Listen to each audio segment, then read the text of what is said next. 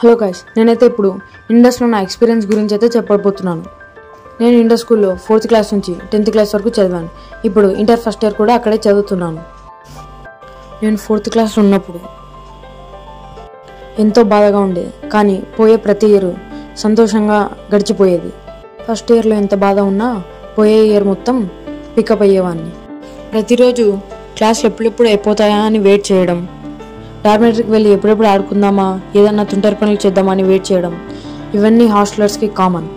అలా నెల గడిచిన తర్వాత ఫ్రెషర్స్ డే అని స్టార్ట్ చేస్తారు. ఆ ఫ్రెషర్స్ డేలో ఓన్లీ కొత్తగా వచ్చిన వాళ్ళు మాత్రమే డ్యాన్స్లు వేయాలి, సాంగ్స్ పాడాలి, స్టోరీలు చెప్పాలి, స్కిట్స్ చేయాలి. ఓల్డ్ వాళ్ళందరూ కూర్చొని చూడడం, అది పైనుంచి మనం డ్యాన్సులు వేయడం కానీ ఏదైనా చేసే వాళ్ళకి ఎంతో ఆనందంగా ఉంటుంది. దాని తర్వాత ఎప్పుడో ఒకసారి, నెలకి ఒకసారి పెట్టి ఆ చికెన్కి 3-4 సార్లు అన్నా కొంచెం అనడం ఎంతో వింతగా ఉంటుంది. అది తలుచుకుంటే మనకే ఎంతో డిఫరెంట్గా ఉంటుంది. దాని తర్వాత వచ్చే ప్రతి పండగకి ఒక ప్రోగ్రాం జరుపుతారు.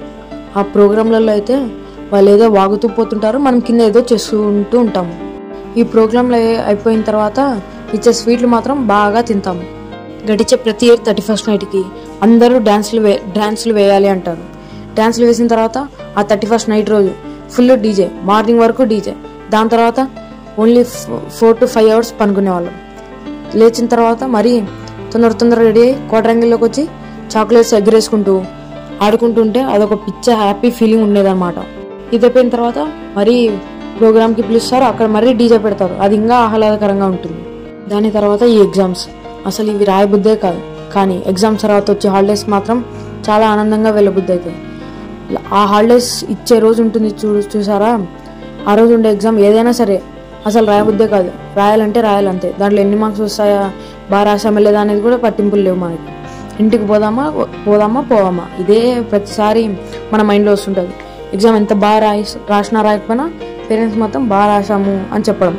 ఆ వెళ్ళే రోజు మనం వేసే డ్రెస్సులు ఉంటాయే ఎంత బిల్డప్గా ఉంటాయో, ఇంకా మనం కొట్టే పోజులకి అద్దులు ఉండవు. ఇక అలా గడిచిపోతే ఆ 10th క్లాస్, ఇక్కడ గడిచిన ఆ 6 years ఎంత ఫాస్ట్గా అయిపోతాయో దానికి డబల్ స్లోగా అయిపోతుంది ఈ 10th క్లాస్. అయినా నేను చదివిన ఆ 6 years ఒక ఎత్తు అయితే ఆ ఒక్క 10th క్లాస్ ఒక ఎత్తు. నేను చదివిన ఈ 7 yearsలో బెస్ట్ మూమెంట్ ఏది అంటే 10th క్లాస్ ఫేర్వెల్. అసలు ఆ 10th క్లాస్ ఫేర్వెల్లో చేసే ఎంజాయ్ మాత్రం మామూలుగా ఉండదు. ఫోటోలు, వీడియోలు దంచేస్తారు అందరూ. ఒక్కడు సెల్లు పట్టుకొని కూర్చోవడమే. అక్కడ జరిగే ప్రోగ్రామ్ ఏంది అసలు ఎవ్వరు పట్టించుకో. These are my sweet memories of 7 years of experience in Indus school. Thank you for watching. Like, share and subscribe to my channel.